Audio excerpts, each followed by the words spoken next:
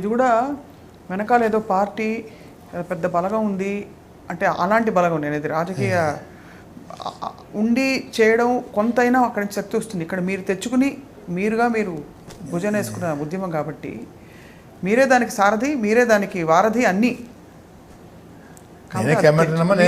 మీరే కానిస్టేబుల్ కాబట్టి అది తెచ్చుకుని అది కొనసాగించడం ఎక్కడా నీరు గారిపోవడం చాలా కష్టం అండి, చాలా కష్టం. ఆ మీటింగ్ ప్రాంగణం కూడా ఆ నెల 10 రోజులు నేనే అక్కడ ఉన్నానమ్మా.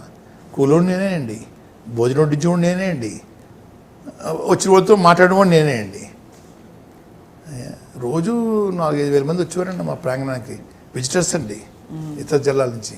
ఈ లోపల 100-150 మంది శ్రమదానం చేయడానికి వచ్చేవారండి అమ్మా. ఇప్పుడు రాష్ట్ర ప్రభుత్వం పుష్కరాల్లో బిజీగా ఉంది గత కొన్ని సంవత్సరాలు, మీరు చూస్తున్నారు కదా. ఏ పుష్కరాలమ్మా, ఏ పుష్కరాలు విచిత్రమమ్మా. నీటిలో బొడకెట్టాడమ్మ ముఖ్యమంత్రి గారు, లేచిపోయారమ్మా, చచ్చిపోయారమ్మా జనం, అంతే జగన్. ఇది ఎంత విచిత్రం అమ్మా. అంటే జరిగిపోయాడంటే జగన్గా సంబంధం ఏంటమ్మా, నీకు సంబంధం ఏంటమ్మా, నాకు సంబంధం ఏంటమ్మా. మనం అక్కడ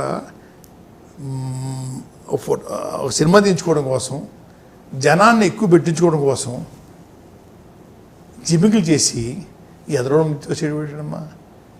విఏపీలకు సంబంధించిన ఘాటు ఉందన్నమ్మా నాణ్యానికి, అది వదిలేసేసమ్మా సామాన్యం చేసే దాంట్లో చేసేసి వస్తుంటమ్మా. చీప్ పబ్లిసిటీ అమ్మా. చిన్న విషయాన్ని పెద్ద చేయటం బాగా అలవాటమ్మా. చేసి 26 మందిని చంపేశాడమ్మా. చంపేసేసి ఎంక్వైరీ చేస్తానంటే ఒక పద్ధతమ్మా. నీటిలో లేచేదమ్మా జగనే కుట్ర. ఎంత ఎదరడం మీద చూసేయడం అమ్మా. మొదటిగా బతామ ఉద్యమం చేస్తున్నాడంటే జగన్, అది మోడీ గారు. విజయవాడలో మోడీ గారి పేరు ఎత్తునుకున్నానమ్మా. ఎవరైనా చనిపోతే ఈ మోడీ గారు ఎవరో చచ్చిపోయారు వీళ్ళు అని చెప్తారని చూశానమ్మా. అవలేదమ్మా. ఎవరో ఒక మీద చూసేయడం మాకు అలవాటమ్మా. ఫుటేజ్లన్నీ మొత్తం తీసేశారమ్మా. ఎంక్వైరీకి ఏం లేవండి అమ్మా. సీసీ కెమెరాలన్నీ తీసేశారనమ్మా. సమస్య వచ్చినప్పుడమ్మా ముఖ్యమంత్రి గారు కాదు, మంత్రి గారు కాదు, ఎంపీ గారు కాదు, ఎమ్మెల్యే గారు కాదు, లోకల్ సర్పంచే కాదు, దృష్టి పెట్టాలమ్మా. రైటా రాంగా, చేయగలమా చేయలేమా, చేయలేకపోవడానికి ఇబ్బంది ఏంటి, చేస్తే ఎన్ని రోజులు చేద్దాం, ఇటువంటి కొంచెం స్టడీ చేయాలమ్మా నాయకులు అన్నవాళ్ళు.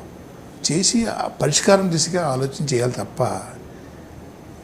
మీరు అడిగారని ఎదురుదాడి చేయించేసి తప్పించుకోవడం అన్నది చాలా నీచమైన పని అమ్మా. పాలకులు అలా చేయకూడదన్నమ్మా. 10 కాలాల పాటు పాలించాలంటే సమస్య మీద దృష్టి పెట్టాలమ్మా. ఎందుకు చేశారు? ఇప్పుడు తుని మీటింగ్ పెట్టానమ్మా, అంతమంది జనం వచ్చారంటే ఆకలన్నమ్మా, బాధ దహించిపోయి పిల్లల జీవితాలు బాగోలేదే అని ఆందోళన చెంది వచ్చారనమ్మా. ఆ స్ఫూర్తి కూడా చెప్పానమ్మా. ఈ మీటింగ్ పెట్టుకునే స్ఫూర్తి కూడా ముఖ్యమంత్రిగా మీరే ఇచ్చారు, మా కలిగి కూడా మీరే ఇచ్చారు. మా కలిగి కారణం మీరే. మీరు రాసి పెట్టి ఉండకపోతే మేము రోడ్డు మీద వచ్చి ఉండేవాళ్ళం కాదు, మా జాతి వచ్చి ఉండేది కాదు, నేను వచ్చి ఉండేవాడిని కాదు.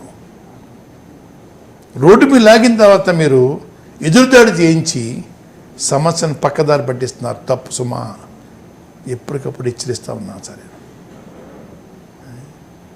ఈ పాలకులు దేనికోసం ఉన్నామా? మన సమస్య వచ్చిన పరిష్కారం చేయడం కోసం కదండి పాలకులు. మనం ఓటేసింది దేనికోసం ఉన్నానమ్మా? దానికి పరిష్కారం చేయాలని చాలా మార్గాలు ఉంటాయండి అమ్మా. పరిష్కారం చేయమన్నా అని చెప్పేసి కొట్టించేయడం, కేసులు పెట్టేయడం, అవసరం చేసేయడం, హాస్పిటల్ని జైల్లో పెట్టేయడం ఎంతవరకు సౌకర్యం అమ్మా?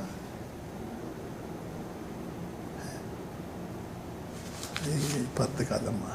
పాలకులకు అది మంచిది కాదమ్మా. ఈయనే కాదు, ఏ పాలకులు వచ్చినా సమస్యకి వెళ్ళిపోవాలమ్మా. పూర్వం ప్రజానీకం వేరండి, ఇప్పుడు ప్రజానీకం వేరండి. ఇప్పుడు ప్రజానీకం చైతన్యం వచ్చిందండమ్మా. మీరు నేను సమానం చెప్పలేమండి. ఇప్పుడున్న ప్రజానీకానికి అంత చైతన్యం ఉందండి.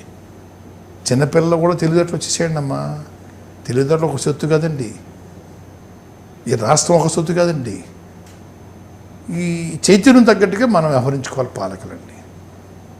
అది లేదండి అమ్మా. ఎంతసేపు ఎదురుదాడి, తోటి కులస్తులు తిట్టించడం. ఆ సబ్బు ఎలా వద్దండి అమ్మా. అంటే తోటి కులస్తులతో తిట్టిస్తే అప్పుడు చూసే ప్రజానీకానికి ఇద్దరు ఒకే జాతికి సంబంధించిన నాయకులు, మీకు తెలియదేమో రాజకీయాల్లో అదొక ఎత్తు కూడా. దానికి అన్నానమ్మా, ఒకసారి ఒక ఇంటర్వ్యూ ఇస్తే ఓ పని చేయండి, మీరు అన్నట్టే మాకు బాధ్యత ఉంది, ఈ బీసీ స్టేటస్ కోసం అంటున్నారు, అంత మీటింగ్ పెట్టామని చెప్పండి.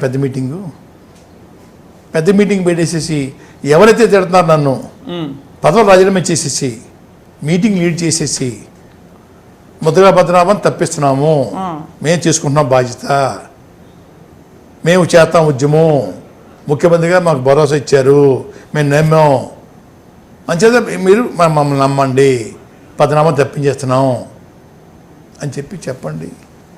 బట్ ఇవాళ చాలా సమయం ఇచ్చారు సార్ మాకు. సంతోషమైంది. మీకు కొన్ని చేదు జ్ఞాపకాలు, కొన్ని మొత్తానికి మీ జ్ఞాపకాలు అన్నీ గుర్తు చేస్తాం మీ రాజకీయ ప్రయాణంలో. ఇంకా ఉన్నాయనమ్మా, గుర్తు రావండి, ఇంకా చాలా ఉన్నాయనమ్మా. మిమ్మల్ని వాస్తవంగా చూస్తూనే త్వరలో మీ పాత్రను కూడా మేము తెర మీద చూడబోతున్నాం వంగవీటి సినిమాలో. ఎలా ఉంటుంది సార్ మీ పాత్ర, మీరు ఏమన్నా అనుకున్నారా? అంటే తెలియదమ్మా నాకు అసలు సినిమాలు అంటే మీకు ఎలాగో సినిమాలు టచ్ ఉంది కాబట్టి అడిగాను. కాకినాడ సినిమాలు ఉందన్నమ్మా, నాకు కిలంపూడిలో సినిమాలు ఉండేదండి.